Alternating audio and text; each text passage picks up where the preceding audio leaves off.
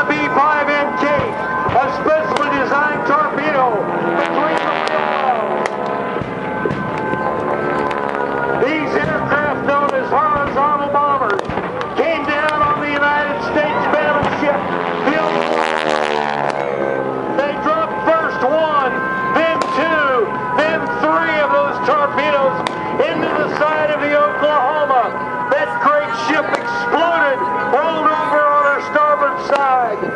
She took 400 men down with her.